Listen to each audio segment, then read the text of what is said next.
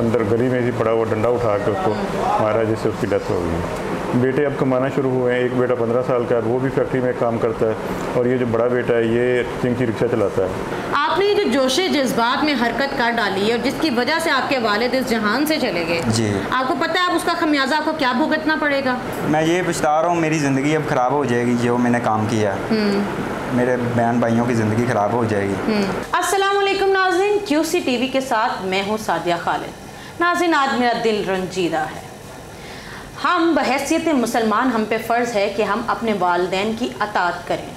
यहाँ तक हुक्म आया है कि अपने वालिदैन को उफ़ तक ना कहो, उनकी हर बात मानो, उनकी इज़्ज़त करो।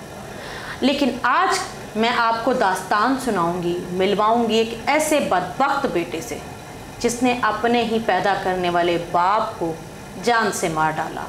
जी हाँ, अपने ही बाप का कत्ल कर दिया। आखिर ऐसी क्या वजह थी? कौन सा पहाड़ टूट पड़ा था कि इस शख्स ने अपने बाप को मौत के घाट उतार दिया?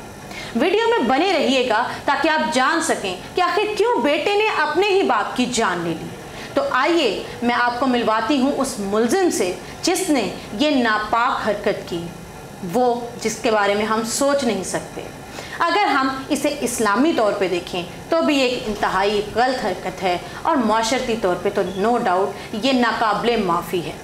आइए मिलते हैं मुल्जिम से और उसके बाद तफ्तीशी अफसर से मुकम्मल हालात जानते हैं कि आखिर ऐसा क्या हुआ। जी नाज़रीन, हमारे साथ मौजूद हैं इस वक्त इस केस के तफ्तीशी ऑफिसर अली हसनैन साहब। आइए उनसे बात करते हैं और केस की तफसीलात जानते हैं। अस्सलाम वालेकुम सर। जी वालेकुम सलाम। सर, ऐसा क्या हुआ, क्या माजरा हुआ कि एक बेटे ने अपने पैदा करने वाले बाप को कत्ल कर दिया? काइंडली हमारे देखने वालों के लिए पूरी तफसील से आगाह कीजिएगा। इसमें एक बेटा है तारिक, जो अपने वालिद को एहसानुल हक को पैसों के मामले में, वालिद नशा करता है और उससे पैसे मांगता है। वो उस दौरान की लड़ाई हो जाती है कि पैसे लेट क्यों दिए, कम क्यों दिए। तो जो बेटा है उसको डंडे के वार से ज़ख्मी करता है, जो उसके चेहरे पे और सर में लगते हैं, जिस वजह से वो ज़ख्मी होकर हॉस्पिटल चला जाता है। वहाँ भी उसकी एडमिट रहता है 4 दिन, उसके बाद उसकी डेथ हो जाती है। सही। सर बताइएगा कि ये जो आप लड़ाई का वाक़या बयान कर रहे हैं, ये वाक़या कब वक़ूअ पज़ीर हुआ, और जब ये हुआ तो गली मोहल्ले वालों ने या रिश्तेदारों ने इंटरवीन करने की कोशिश नहीं की? बेटा उसका जो है, जो मुल्जिम है, वो रिक्शा चलाता है। वो सवारियाँ लेके जब मोहल्ले में आया तो ये पहले वहाँ पे खड़ा हुआ था। इसने उसे रोक के वहाँ से उसे को पैसे मांगे हैं। रात 9:30 का टाइम था। तो उस दौरान उनकी हाथापाई हुई बाप बेटे की, और लोग देख रहे थे। ज़ाहिर बात है, वो हफ्ते की रात है, लोग जाग रहे होते हैं, लेकिन किसी ने उनको नहीं छुड़वाया। वो अंदर गली की तरफ लड़ते लड़ते चले गए हैं, जहाँ पे उसने अंदर गली में ही पड़ा हुआ डंडा उठा के उसको मारा, जिससे उसकी डेथ हो गई। सही। सर, ये कितने अरसे से इसका वालिद जो है वो नशे की लत में मुब्तला था, और क्या इससे पहले भी वो बेटे से पैसे मांग रहा था? ये इनका वालिद पहले किसी फैक्ट्री में काम करता था, जवानी से ही वो नशे में लगा हुआ है।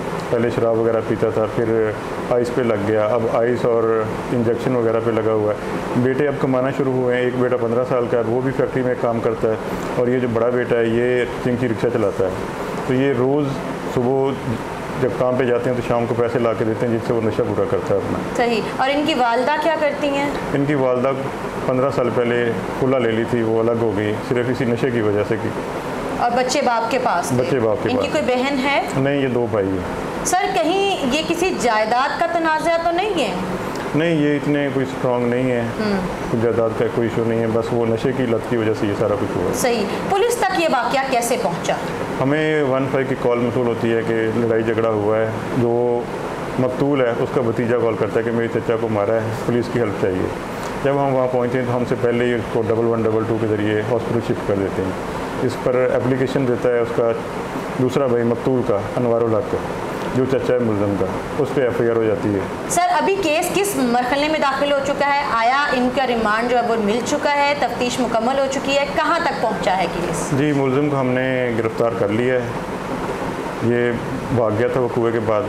अच्छा। जिसको हमने CDR और इसका डाटा जो है वो लेके एनालिसिस करने के बाद इसको पकड़ा है। मुल्ज़िम रिमांड पे है हमारे पास, और इसमें जो आला कत्ल है वो बरामद किया जाना है। सही। सर, इसको क्या मुमकिन तौर पे जो है सज़ा हो सकती है इस नौजवान लड़के को?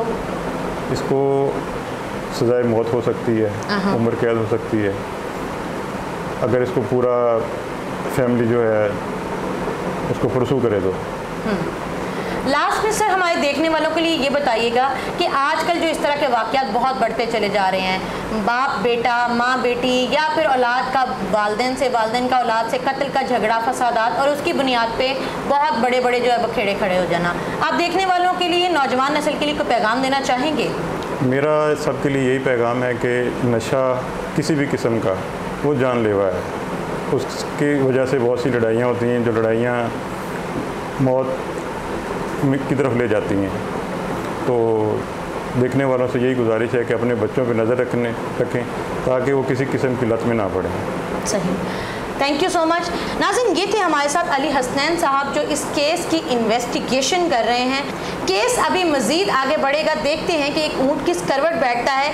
लेकिन जो इस केस से या इस वाक़े से हमारे लिए एक बात सीखने के काबिल है कि ना सिर्फ ये कि नशे से इनकार किया जाए बल्कि अपने रिश्तों का भी एहतराम किया जाए। आइए नाज़रीन, आपको मिलवाते हैं उस बदबख्त बेटे से जिसने डंडों के वार करके अपने वालिद का कत्ल कर डाला। क्या नाम है आपका? मोहम्मद तारक। तारक, आप बताओ, आपके वालिद जो हैं उनको आपने कत्ल किया, क्या वजह थी? कत्ल करने का इरादा नहीं था मेरा। उस दिन लड़ाई हुई पैसे के लिए, तो उसने बोला कि मुझे खर्चा दो। मैंने 200 रुपया दिया। कहता और दो। मैंने कहा और नहीं है, मेरे पास यही है, अभी दिहाड़ी नहीं लगी, मैंने पेट्रोल भी डलवाना है। तो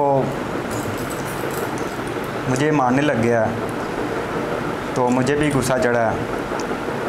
गली में डंडा पड़ा हुआ था, तो मैंने सर पे लगा दिया, वो सर पे लग गया, अंधेरा था। सबसे पहले मुझे ये बात बताओ कि बाप को मारना जायज़ हरकत है? नहीं। चाहे बाप जैसा भी है? नहीं, जायज़ नहीं है। आपने जो किया आपने ठीक किया? नहीं, ठीक किया। तो आपकी वालदा कहाँ है? वालदा को 15 साल हो गए, मेरे वालिद ने छोड़ दिया था, निकाल दिया घर से। अच्छा। मार पीट के काफ़ी दफ़ा लड़ाइयाँ होती थी घर में। तो नशा करता था, मेरी वालदा समझाती थी, तो बाज नहीं, घर में बंदे भी लेकर आता था, तो इसलिए मेरी वालदा ने घर छोड़ के चले गई। तो आप बच्चे अपनी मर्ज़ी से अपने बाप के साथ रह रहे थे? नहीं, मर्ज़ी से नहीं, खौफ से रहते थे। मारता था, पीटता था, तो खौफ से रह रहे थे। अच्छा, मुझे बताओ, जिस दिन ये वाक़या हुआ उस दिन पूरा वाक़या क्या हुआ, असल में हुआ क्या था? वाक़या ये हुआ कि मैं रिक्शा चला रहा था, तो मैं सवारियाँ लेकर आया घर के पास, तो बाहर मेरा वालिद आया, तो कहता है मुझे ना खर्चा दो। मैं 200-300 उसको डेली देता हूँ। तो मैंने 200 रुपया पकड़ाया उसको। वो कहता है और दो। मैंने कहा और नहीं है पैसे, अभी आज दिहाड़ी कम लगी है। तो कहता है नहीं और दो। मैंने कहा मेरे पास और नहीं है। उसने गाली निकालनी गंदियाँ शुरू कर दी, माँ की, बहन की, तो मारना शुरू कर दिया। मारता बहुत गलत तरीके से, सर बाड़ देता था और ऐसे मारता था। आप मुझे बताओ कि उम्र क्या है? 22 साल। और आपके छोटे भाई की उम्र क्या है? 15 साल। आपने ये जो जोशे जज्बात में हरकत कर डाली है और जिसकी वजह से आपके वालिद इस जहान से चले गए, जी, आपको पता है आप उसका खमियाजा आपको क्या भुगतना पड़ेगा? गलती है, जो सज़ा होगी वो मंजूर है। अभी गलती तो मैंने कर दी है। आपकी सारी ज़िंदगी तबाह हो गई है जी। अब आपको पछतावा होता है? जी, पछतावा तो होता है। वालिद साहब तक गलती में काम हो गया है। मैं अल्लाह पाक से माफ़ी मांगता हूँ। आप पढ़े लिखे हो? नहीं, पढ़ा नहीं हूँ मैं। मेरे वालिद साहब ने पढ़ाया नहीं है मुझे। आपको भी नहीं पढ़ाया, छोटे भाई को भी नहीं? छोटे भाई को मैंने पढ़ाया अपनी मेहनत करके, वालिद साहब ने नहीं पढ़ाया। अच्छा, मुझे एक बात बताओ, इंसान अनपढ़ हो या पढ़ा लिखा हो, एक बात तो आपको पता होगी कि एज ए मुस्लिम के वालिदैन की जो इज़्ज़त होती है या फर्मा बरदारी वो हम पे फ़र्ज़ है। जी, फ़र्ज़। तो वालिदैन से झगड़ा या वालिद से झगड़ा, ये सारी चीज़ें या एक नौजवान को ज़ेब देती हैं? नहीं, ज़ेब नहीं देती, लेकिन गुस्से में हो गया जो। अब ये जो हो गया, ये सारा कुछ हो गया, देखने वालों को क्या कहना चाहते हो कि इस वाक़े की बुनियाद पे? ऐसा नहीं करना चाहिए। कैसा नहीं करना चाहिए? क्या किया है आपने ऐसा कि जिस पे आप पछताते हो और आप मशवरा दे रहे कि आप ये ना करना? मैं ये पछता रहा हूँ, मेरी ज़िंदगी अब ख़राब हो जाएगी जो मैंने काम किया। मेरे बहन भाइयों की ज़िंदगी ख़राब हो जाएगी, तो लिहाजा ये काम कोई ना करे। ठीक है, आपकी जो फैमिली है, फैमिली में कौन कौन लोग हैं? फैमिली में मेरा वालिद साहब था और मेरा भाई है छोटा, मुझसे छोटा, और मैं हूँ। हम 3 हैं। तो अब वो छोटा भाई किसके पास रहेगा जो 14-15 साल का है? अल्लाह वारस है उसका। आपको उसके लिए अफसोस होता है? जी अफसोस होता है, लेकिन उसकी भी ज़िंदगी ख़राब हो रही थी। उसको कहता था नशा लेकर आओ, स्कूल से छुट्टी करवा कर ना मेरा वालिद साहब नशा भी बेचता था। पुलिस के पास उसका रिकॉर्ड है, उसके बैग में डाल के चरस, फीम और पाउडर लेकर आता आपने था। कभी पुलिस को इत्तला दी? पुलिस को हम इत्तला नहीं देते थे, लेकिन पुलिस घर में आती थी, वो अपना जो भी है खर्चा पानी लेकर चले जाती थी। अरेस्ट किया कभी? अरेस्ट भी किया था। तो फिर वो कैसे बाहर आ जाते थे? पर्चा हुआ एक बार, तो पैसे ले दे के जो ना आपने उन्हें छुड़वा लिया? आप खुद ही छुड़वाते थे उन्हें? नहीं, मैं नहीं छुड़वाता, उसके यार दोस्त उसको। उनके यार दोस्त उन्हें क्यों छुड़वाते थे? उनको जब वो पैसा जो है वो तो उनका जाती था ना, तो उनके यार दोस्त अपना पैसा लगा के उसको क्यों छुड़वाते थे? वालिद का वो लेन देन था ना, जैसे कुछ जिससे वो लेता है मतलब नशा, तो उसने छुड़वा दिया, या जिसने वो करना होता था यार दोस्त उसने छुड़वा दिया, ऐसा होता था। अच्छा, तो आपने भी कभी किया नशा? हाँ जी। नहीं, मैं नहीं करता। आपका छोटा भाई? नहीं, वो भी नहीं। अब वो क्या करेगा? आप जेल में हो, वालिद उसके ज़िंदगी से इस दुनिया से जा चुके हैं, वालिदा उसकी नहीं है, वो ज़िंदगी कैसे गुजारेगा? अल्लाह वारिस है उसका, जो होना था वो तो हो गया, मुझे शर्मिंदगी है। ठीक है नाज़रीन, इस किस्से से, इस वाक़े से एक सबक हमें मिलता है कि जोशे जज्बात में कोई हरकत नहीं करनी चाहिए। वालिदैन जो है वो उन्होंने हमें पैदा किया है, वो जैसे भी हों उनके आगे उफ तक ना करने का हुक्म है। तो जा इसके कि उनसे बदतमीज़ी की जाए, उनसे झगड़े किए जाएँ, या फिर इस हद तक हाथापाई हो कि खुदा ना खास्ता वो जान से चले जाएँ। जोशे जज्बात में नौजवान नस्ल ना तो किसी गलत एक्टिविटी का शिकार होनी चाहिए और ना ही अपने वालिदैन के साथ बदतमीज़ी करनी चाहिए, क्योंकि ये हमारे दीन का हुक्म भी है। और इसके अलावा जो माँ बाप के फर्माबरदार होते हैं वो मुआशरे में यकीनन कामयाब होते हैं। आपकी वीडियो के बारे में और इस वाक़े के बारे में क्या राय है, कमेंट बॉक्स में राय का इजहार ज़रूर कीजिएगा। चैनल को सब्सक्राइब करके घंटी के निशान को दबा दीजिएगा। सादिया खालिद को आज के लिए QC TV से इजाज़त दीजिए। अल्लाह हाफ़िज़।